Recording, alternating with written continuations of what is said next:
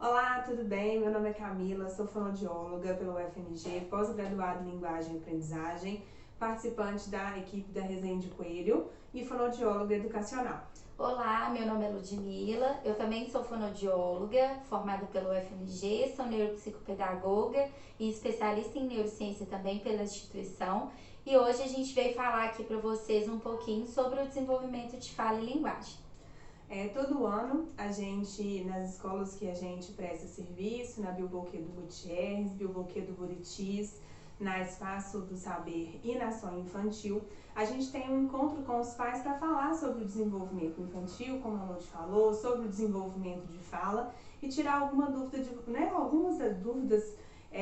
de vocês sobre esse processo.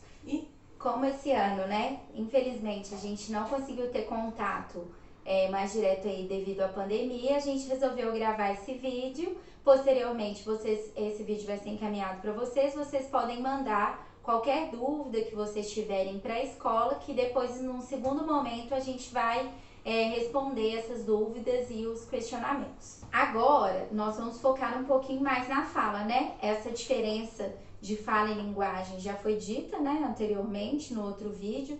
E aí a gente vai começar. Então, como que funciona, né? Então, a criança, quando ela começa a ter noção de tudo que está acontecendo, começa com esse desenvolvimento mesmo de linguagem, ela começa a querer produzir, né? Que no início vem as vocalizações, depois vem esse balbucinho mais bem elaborado e desenvolvido.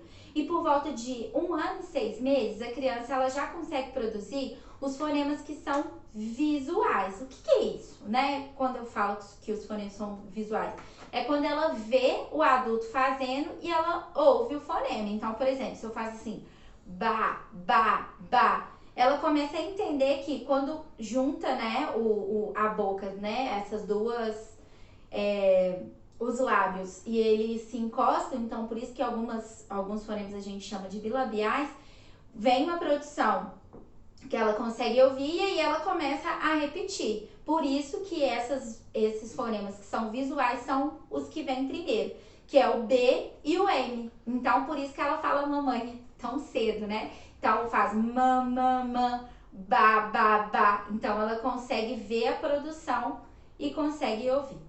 Rapidamente, aos 2 anos de idade, ainda pensando, né, que essa aquisição a gente fala que ela é anterior e posterior, ou seja, os fonemas que são mais anteriores, depois um pouquinho mais posteriores, até chegar àqueles que a gente não tem pista nenhuma visuais. Então, com 2 anos de idade, a criança ela fala o B, fala o M, fala o P, o T e o D, ou seja, são fonemas que são fáceis da gente ver e ouvir ao mesmo tempo. Essa criança nessa idade, ela fala palavras muito simples, ou seja, apesar dela conseguir falar todos esses fonemas, pode ser que quando uma palavra é um pouco maior, ela às vezes omita algum som. Então, apesar dela produzir, ela ainda não produz de forma sistemática em todas as posições da palavra esses sons. Mais pra frente a gente vai falar sobre as trocas que são comuns em cada idade, que aí vocês vão entender melhor.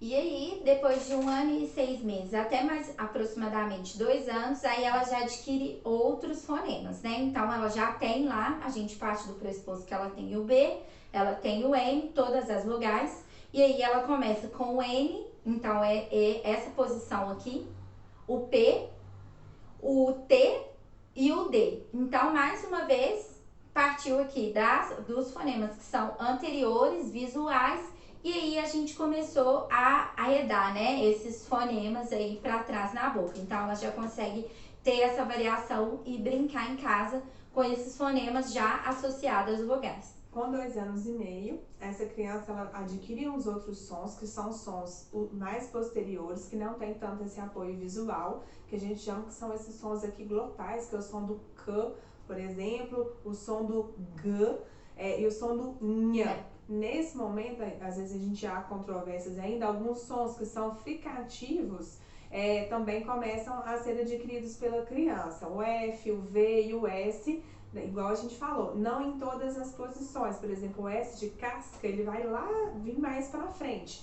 são mais esses sons iniciais mesmo, agora o S em sapo, ou S, no caso, ali, a criança ainda está começando a conjugar ali um plural, então ele vem mesmo nesse início de palavra, né? O do final ainda é assistemático. Com 2 anos e meio, a gente tem um marco importante, porque a criança ela começa a ter que superar algumas trocas. Apesar dela poder ainda ter muitas trocas na fala, com 2 anos e meio é o primeiro marco que a gente tem de algumas trocas que são superadas, que é quando a criança reduz a sílaba. Então, no caso de sapato, ela fala papo, então ela reduz uma sílaba. Então, com 2 anos e meio, a gente já espera com que a criança não faça esse tipo de redução.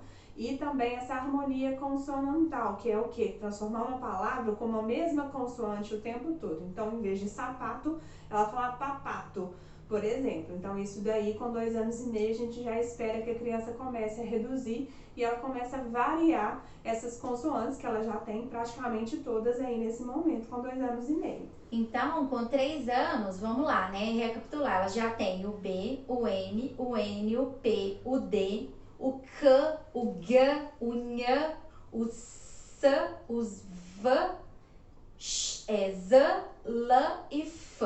Então, que é o Z, o L, o F, o V e o S, tá? Vai aparecer aqui pra vocês quais são esses fonemas. Então, com 3 anos aí, aconteceu muita coisa importante, né, na vida da criança. E aí, é a partir dos 3 anos e meio, quando essa fala começa a ficar meio embolada, esses fonemas não ficam sistemáticos, que começam a chegar aqui pra gente mesmo no consultório. Por quê? Com 3 anos e meio já tem que ter, né? Todos esses fonemas aí que foram citados, mais o X, o J e o R de carro e de rato. Então, o R do início e o R do meio aí das palavras. E aí, tá? Nessa fase, geralmente, né, a gente nas escolas, com 3 anos ali, a gente sempre recomenda que entre os 2 e os 3 anos de idade sejam tirados aqueles hábitos orais deletérios, que é o uso do bico e o uso da mamadeira de uma forma frequente, porque alguns sons, a gente viu que eles são mais complexos, que dependem dessa elevação da língua, como o L, e se a gente tem esse hábito constante do bico, isso vai impedir com que essa musculatura da criança ela tenha tonicidade, né, tenha a força necessária para que ela produza esse som, e a língua ela também vai estar numa posição ineficiente, que a língua vai ficar no soalho da boca. Então, como que ela vai poder fazer essa elevação de língua? E até mesmo, atrasando esse primeiro marco, que é o marco do L, pode ser que isso venha atrapalhar os outros marcos futuros de outros sons que ela ainda não adquiriu. Então, o que acontece, né? Aí a gente já está falando de uma criança que vai chegar, né, aos 3 anos e meio, 4 anos. Quando ela fica, né, com esses hábitos, que vai fazer a musculatura dela ficar um pouco mais hipotônica, então fraca, essa coordenação que ela vai precisar para os fonemas, para produzir os fonemas e as palavras, eles vão ter que estar melhor. Então, requer força de língua, requer essa estrutura mais bem, né, elaborada. E aí, as palavras também, né, Camila, elas vão ficando maiores. Uma coisa é a criança falar mala, né? Então, ela tem que produzir ali 4 fonemas. Outra coisa é ela falar hipopótamo. Então, ela tem que ter essa destreza de língua, essa organização miofuncional bem estabelecida. E o que atrapalha essa organização são os hábitos orais deletérios, né? Então, o uso excessivo de bico, mamadeira após os 2 anos, chupar o dedo, né? Tudo após os 2 anos. E também tem as questões de respiração, de via aérea superior. Então, uma criança que tem rinite, sinusite, tá frequentemente gripada, então ela não consegue respirar muito bem pelo nariz, e aí ela começa a respirar pela boca e ela começa a ficar com uma face alongada, essa parte miofuncional, né, essa musculatura, ela fica mais fraca e a língua vem pra cá, pro assoalho. Então, isso é bom observar em casa, né, com as crianças. Exatamente. E aí, consequentemente, esses fonemas que a gente tem que fazer, né, que a língua tem que estar forte, tem que estar bem ali com uma coordenação jóia, não fica devido a esses outros comprometimentos aí que podem aparecer dentro do desenvolvimento. Outro fator também que interfere, né, o posicionamento e até a boa articulação desses sons quando a gente fala de hábitos orais, o bico, além dele causar, né, essa alteração na posição da língua e até mesmo da musculatura, ela faz com que a criança ela fique com a arcada dentária aberta, né, que a gente fala dessa mordida aberta anterior. E aí a língua vai para onde tem espaço. Então, alguns pontos eles são atrás dos incisivos superiores. E se esse ponto ele está alterado, ou seja, eu não tenho ali onde a língua se segurar, essa língua ela vai ficar na posição interdental. Então a criança vai falar sapo, sapato, o L pode tem esse ficar escape, aqui. né? Exatamente. Né, a gente chama de ceceio, que é uma distorção, né, na fala. Às vezes não é uma questão de não adquirir esse fonema, mas ela distorce, faz com que a fala da criança fique suja, ou seja, ela ainda não tem todos os sons, ela ainda está aprendendo essa coordenação, está com uma demanda grande, querendo falar frases super complexas sem ter todos os sons, e ela ainda está com pontos articulatórios alterados, ou seja, faz com que a inteligibilidade da criança fique muito prejudicada, né? Isso acaba fazendo com que ela, às vezes, desista de falar, então causa outros prejuízos para a criança também, né? E aí entra a grande questão, né, que é a troca do cebolinha. Então, a criança ela precisa de força de língua para ela produzir o R vibrante, que vem mais ou menos nessa idade, entre os 3 anos e meio e os 4 anos. Então, papais, a criança que está aí com 4 anos e ainda não produz esse R vibrante, né, entre duas vogais, então parede, cadeira, Arara. né, arara, então que vem uma vogal, esse R que vibra e outra vogal, já pode ser encaminhado para o serviço externo de fonoaudiologia, tá? Já precisa de acompanhamento. Então, quando vem esse R, é que as famílias, né, ficam mais preocupadas, porque a criança não consegue produzir, e aí começa a falar que tá com a fala de cebolinha, né, que é algo geralmente quando liga aqui pra gente, e quando a gente vai ver, esse R, ele tá ali querendo ser produzido, mas ainda não foi feito por causa de alguma questão miofuncional, tá? Então a musculatura mesmo. O porquê que né? Se é essa questão do uso prolongado de bico, se é a questão da respiração. Ou do uso funcional, né? Que é a parte de alimentação.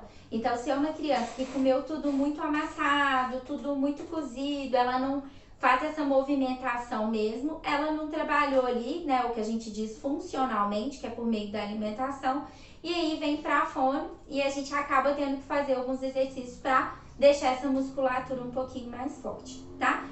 E a questão do frênulo, né, gente? Esse frênulo lingual, aqui a gente tem que avaliar, frênulo curto, a língua não sobe e aí tem distorção no monte de fonema. Esse frênulo, muitas das vezes, né, a gente tem várias classificações desse frênulo, tem alguns frênulos que são muito limitantes, que às vezes até na maternidade a gente consegue perceber. Pelo teste da linguinha. Exatamente. E um dos primeiros indícios que a gente tem é a dificuldade de sucção. Uma criança que tem muito esforço ao sugar, que sua, que desiste mesmo estando com fome. Esses são frênulos mais evidentes, mais fáceis da gente perceber. Mas tem alguns que não impactam tanto nessa questão inicial, ou seja, a criança consegue sugar, mas na hora que ela vai passar do alimento pastoso para o alimento sólido, ela começa a recusar, muda completamente a relação dela com a comida, então ela continua comendo alimentos muito pastosos, ela mastiga a carne, mas cospe, ela não consegue finalizar, né, esse processo de alimentação e às vezes nenhum desses conseguiu passar por toda essa parte tranquila, mas na hora da fala não tem uma negativa de uso de hábito de bico e mamadeira, tem uma negativa de questão de respiração, ou seja, tá tudo ok e a gente não consegue explicar o porquê que essa criança tá com dificuldade de aquisição de alguns sons. E aí a gente tem que fazer essa avaliação, porque pode ser o frênulo, ou seja, a dificuldade que ele causa na verdade é na fala e não nos outros processos. Aí de 4 anos aos 5, né? Então 4 anos até 4 anos, 6 meses, 8 meses, a gente praticamente dá uma zerada em todos os fonemas. Então esses que são mais elaborados, que são o encontro consonantal de L e de R, então por exemplo, braço, placa, né? Tudo que é de encontro de R e de L, nessa fase aí a criança ela já consegue adquirir. Vem também aí o LH, né? E os S's entre sílabas. Isso, e o R também entre sílabas. No caso do carta, do poste, né? Então esses sons também eles são complexos para a criança coarticular. Lembrando, né, que aqui a gente está falando de uma palavra isolada, mas é uma criança que ela já está produzindo uma sentença de frase muito grande, ela está aprendendo, né? Então, extensão de frase está conjugando o verbo, está contando coisas que ela não contava, ou seja, é uma questão de linguagem e de fala acontecendo ao mesmo tempo. Então, essa criança aí, ela precisa aprender muita coisa e articular isso de uma forma inteligível. E aí, com 5 anos, essa aquisição ela tá completa, a criança ela já consegue falar, né, todos os fonemas, já tá tudo bem produzido. Se tiver alguma dificuldade aí, vocês mandam, né, pra gente também, pode mandar as perguntas, as dúvidas, que a gente vai explanar aí um pouquinho mais sobre esse assunto para vocês. A gente vai deixar para vocês as trocas que são comuns em cada idade, que isso também é importante, né? Apesar da gente estar falando de fonemas, às vezes vocês conseguem visualizar melhor a partir das trocas. Então a gente falou, por exemplo, que até os 2 anos e meio é comum a criança fazer essa redução de sílaba e essa harmonia. A partir dessa idade não é comum mais. Com 3, a criança fala, que é bem típico, né? O totatola, o taza. Isso, exatamente. Depois dessa idade não é comum mais. Com 3 anos e meio tem outros tipos de troca que passam a ser superados. Com 4 anos e meio também. E com 5 a gente já não espera nenhum tipo de troca. Bom, é isso. A gente fica por aqui. Espero que vocês gostem aí do conteúdo. Até a próxima. Tchau. Tchauzinho.